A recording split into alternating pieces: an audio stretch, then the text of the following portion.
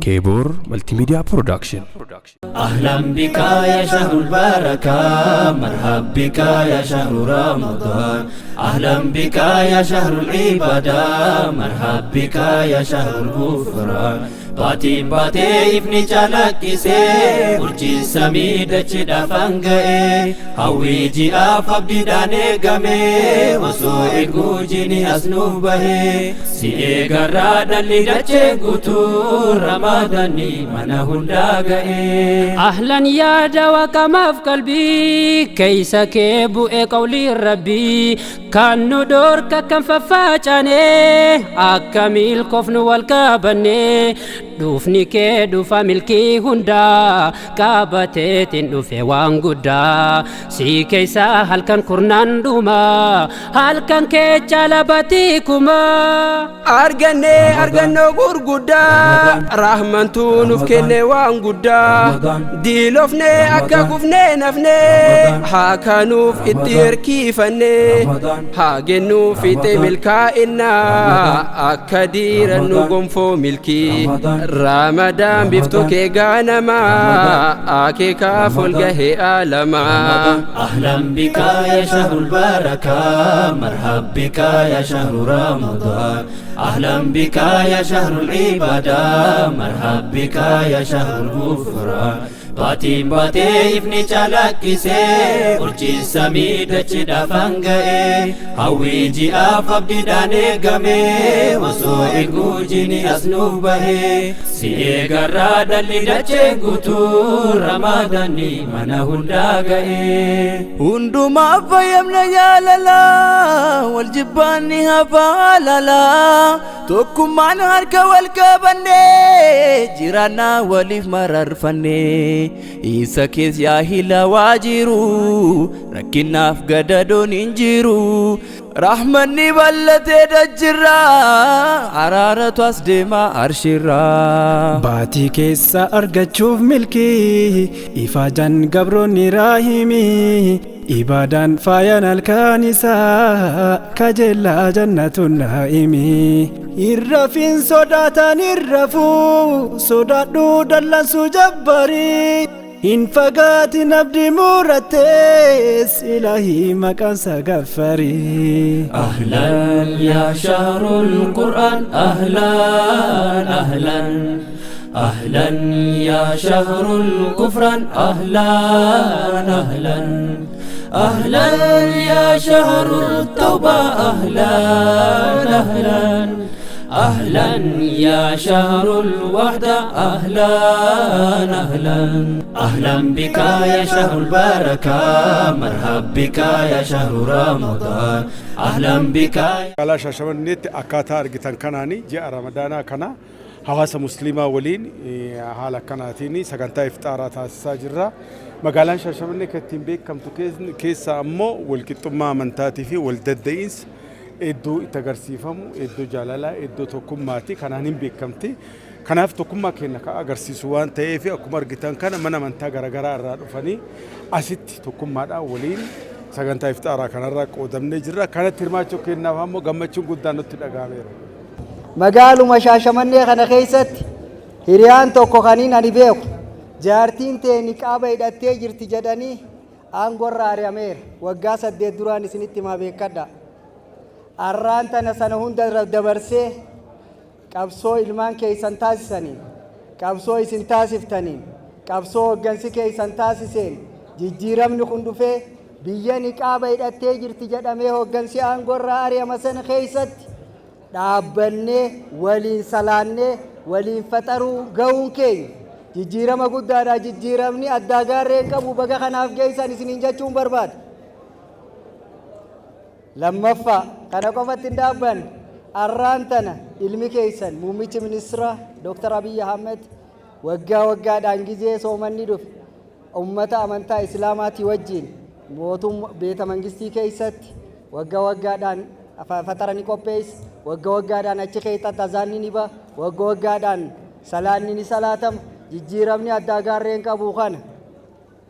Sadaffaa amantaa islaamaatiif mootummaan keessan kabajaa guddaa kannee dhaabbilee amantaa islaamaa kan duratti akka inni jootti ilaalamu akka inni jootti ilaalamuu dhiisee akkuma dhaabbilee amantaa biratti kabajaan guddaan kan kennameefii jira. Jijjiiramni addaa gaarreen qabu isa kan waan ta'eef kana qofaa miti mootummaan keenya aadaa hawaasummaa dilbii uummata keessa jiru aadaa hawaasummaa dilbii amantii keessa jiru sirriitti baafnee itti fayyadamuu qabna jedhee kitaaba ida'amuu keessatti badhaadhina hawaasaa waliigalaa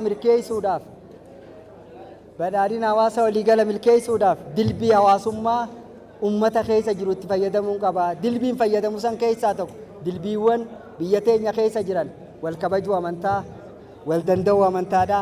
Akka risoorsii guddaatti itti fayyadamuu qaba jedhe. Arraan tana kana bakka biraa deemuu hin qabnu. Kabajamtoonni obboleeyyan keenya amantaa ortodoksii hordofan abbootiin amantaa gaggeessan kan pirootestaantii gaggeessan warri biraatillee dilbii kana bu'uura godhatanii soomanni keessan soomana keenya kabajaa walii qabna jaalala walii qabna fatara kanarratti waliin hirmaachuu qabna jedhanii arra jidduu kana jiran mee uguta kasilaa harkaan waa nyaachaa jirtanii harkaan dhoofnu Allahu akbar jedhaati gara kana naa galateeffadha. Kun jijjiiramni itti fufuu qaba. Itti fufuudhaaf immoo ergama tokkoon isinii dabarsa. Jijjiiramni addaa gaarreen qabu kan argatte kan ammoo si harkaa buusuudhaaf warroonni halkanii guyyaa tattaaffii taasisan akka jiran immoo dagachuu hin qabdu. Kanaaf nageenya kee halkanii guyyaa mootummaa kee cinaa dhaabbattee eeggachuu qabdu. Kanaaf jijjiirama dhufe kana sibiila taatee jala dhaabbattee utubuu qabdu. Kanaaf jijjiiramni ka gaariitti kan utubamu nageenya qofaa miti. Misoomni ka gaariitti waaraa ta'uu qaba.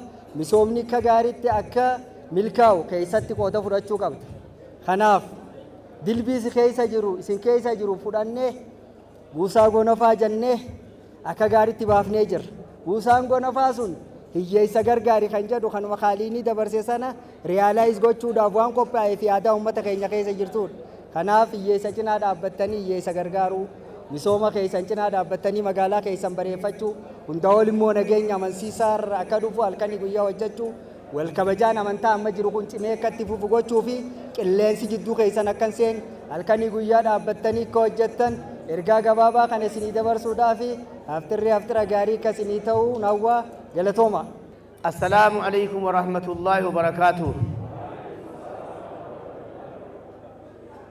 وامر درب بوليك ربي كنا قالتهم فنا ربي كنا وام باقي كيسن دبرسي دينا إسلاما دينا فلتما جالتما رب نوكني أمتا أمنتيو في دين دي متاني يرورك أولي أمنتا كينا رتشيني إرد هفني ركو بلا كيسن دبرسي ربي جيجيرا مغاري كان نوفيدي جيجيرا مكان كيسة أمو ورّا كانت نوفي إدو خليت الربا مآتوري كليت نجيف سماتور اتي فرجماتور كسلا نمني نمت دي مقربمو نقول اتي دي مقربماتور بائنا هدو ماليف ميد امنا يونو جن اي اسم مكرار سيتوتا اسم چنقرسا مالي جدماتور وفي كانوا ديمو إسان كانوا ميدو إسان كميد أمارو نو ورّي ركور إرغولين رب ركو سمرا كيسا نباسي جيجيرما كنان نغهي جيجيرما سنيمي بكا دور اتقربمات الرد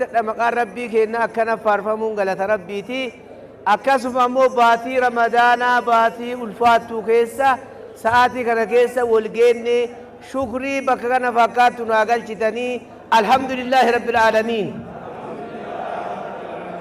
إيجا ربي كينا غلطهم فني بلشيسي مقالا كينا كنتيبا الراجل كبير جاسان إسان جلا حجتو هندي جالالاف وبوليوما اندومنا اتعالتما حواس مسلماتي قبل اگرسيس اوف برا بران رمضان كان هرگا جيجيرماتي از يرو مراحف نيم بينو برا كان اللي جالالكين اگرسيس اوف وبوليوما كين اگرسيس اوف انما موطنو اداوان تو abbootii amantaa biraa gugurdaa hedduu as keessa argaa jira obboleeyyummaa keenyaaf warra dhufee akkanatti kabajaan nu bira taa'u nu qopheessanii nuullee sagantaa kana qopheessanii waamicha guddaa kana nu taasisanii akkanatti nu bashannansiisuu kanaaf maqaa ummata islaamaatiin galatoomaa ulfaadhaa isaaniin jechuu barbaada.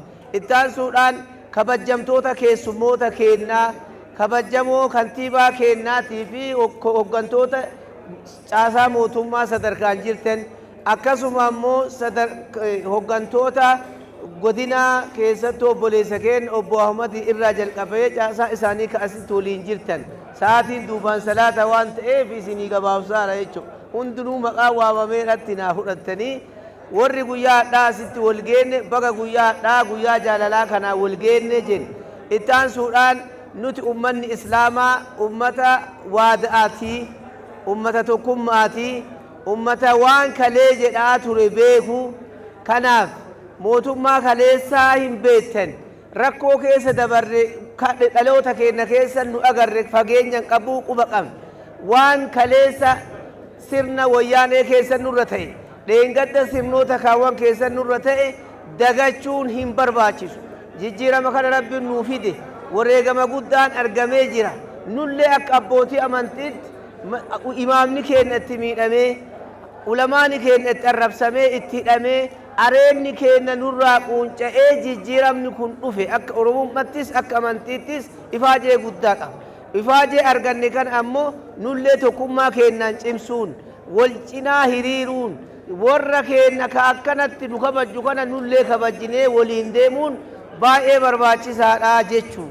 Kanaaf waan isaan jedhan waliin dhageenye nullee akkuma isin waamicha nuu gootanii kabajjaa nuu gootan waan isin nurraa barbaaddaniin isin cinaa dhaabachuuf qophii jechuu takbira sagaleetiin na dhageessiftan jedhee isin eega. Kanaaf yoo rabbi jedhe waliin jirraa nullee cinaa dhaabban akkasuma ammoo nuti ummanni islaamaa eega jijjiiramaatii gaafii waggaa 100 olii gaafataarra dhawaataan nuu deeba jennee eeggannaa maqaa ummata islaama kanaatiin gaafiin badhee kanatti waltajjii kanarra kanaan dura gaafannee nuu deebe hedduun ni jira keessaayyuu haga jijjiirama as wanni mootummaa kana boonsu ka akka kallacha kanaatitti ummanni islaamaa laallatu masjida abboostoo iddoo kanan nu argamsiiftanii bakka islaamni itti salphatee itti kufne rabbi kufnana nu baasee masjida hagana fakkaatu ka qalbiin islaamaa zaahira man ufiitiin salaata malee guyyaa as oola adada buluu namni abboostoo maaliif bulte jedha masjida hagana ga'u ashaaraa guddaa nu gootanii ulfaadhaa jedhaa gaafilee isaa wal qabatee jiru hagammaa saayitiin kuni qulqullaa'een xumuramne quba qabna nuufis hin beektan gaafii lamaa sadii isin biraa qabnu sen akkasuma ammoo gaafii gabaabduu jidduu qabrii aleeluutii fi ortodoksii jirtu guddaan biraa ammoo ka isin biraa eegaa jirru dirree iidaa magaalaa Shaashamannee kana fakkaatu ummanni islaama Shaashamannee nu qopheessaa isiniin jedhaaraa jarri takbiiraan mirkaneessa. Magaalaa kana keessatti persentiin ummata islaamaa ni beektan baay'ee ta'uu kana wajjiin garuu istaadeemiitti salaannaa istaadeemiin hanqataa dabaree marraa 3-4 salaanna quba qabna. Kanaaf yoo rabbi irraa taate iddoo giddugala taate ummata islaamaa kana hammatu akkuma kaabboostoo kana faaruu isinii ta'e islaamni du'aa'ii isinii godhu iddoo ummata islaamaa fakkaatu akka nu argamsiiftan akkasuma ammoo magaalaa guddaa kana keessatti iddoo qabrii islaama harkaa dhumateera kallattiilee kutaalee arfan keessatti aanaalee hunda keessatti itti rakkanneerra jechuu qabrii takkatti qabnaa kanaan alamoo miidhaa guddaa keessa waan seenaa deemnuuf hoggantoonni keenya kabajamtoonni kaleessallee deebii keenya nuu deebistan adhallee gaafii kana ijotti nuu qabattanii kallattiidhaan akka irra nuu hojjettanii yeroo gabaabaatti ummata islaamaatii deebistan maqaa ummata islaamaa kanaati isin gaafadha isin takbiiraa keessanii itti mallatteessitanii jechuudha. وصلى الله على خير خلقه وعلى آله وأصحابه أجمعين وبالله التوفيق والسلام عليكم ورحمة الله وبركاته.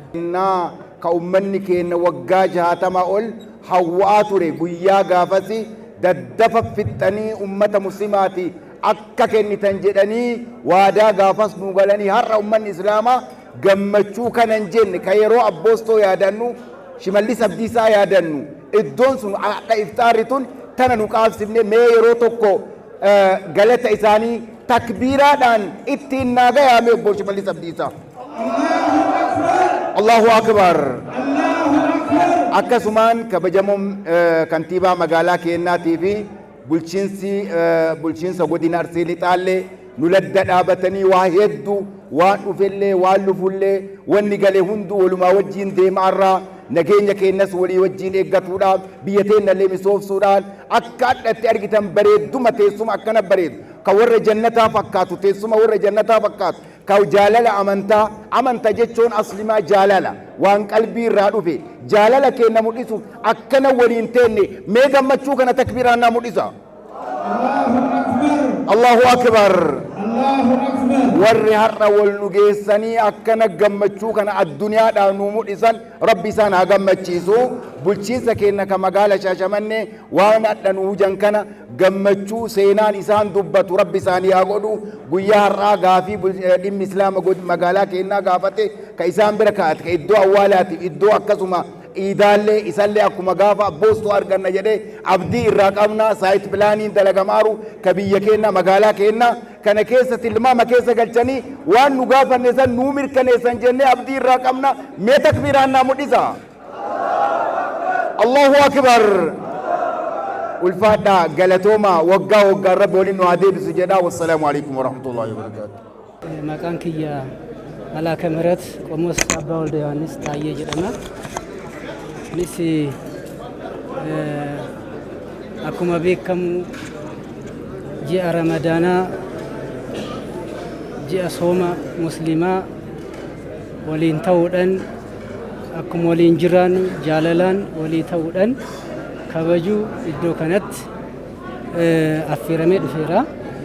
Kanaaf haga ammaa turtii keessatti wanta baay'ee kan laalle kan argine kan na gammachiise keessaa amantoota adda addaa waliin ta'uudhaan hawaasni muslimaa ayyaana isaanii yeroo kabajan akkuma dur abbootiin keenya waliin jiranitti waliin nyaachuu waliin dhuguu wal danda'uu keessatti nageenya biyyaa labsuu keessatti nageenya naannoo keenya labsuu keessatti akkanatti waliin taanee tokko taanee itti fufuudhaaf iddoo kanatti argamnee sirriitti akkuma mul'atu kanatti wanti hundumaa dhiyaatee waliin nyaannee dhugnee sirriitti gammanne kuni aadaa abbootii keenya tanaan dura jiru ta'uu isaa ani seenaadhaan illee argidhaan illee ana haarawaa miti jechuudha.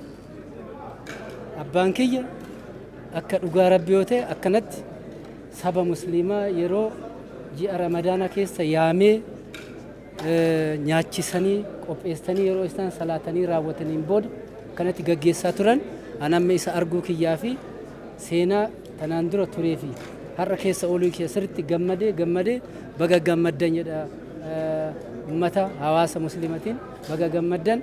walumaa galatti barana kan adda godhu soomni ortodoksii illee kennallee walirra dhufee walumaan kadhaa itti fufaa jirra. rabbi nu dhagaa jennee kabiyya nagaa bikeekena nagaa roobaa nagaa jaalalaa rabbi nu kenna jennee abdii qaba.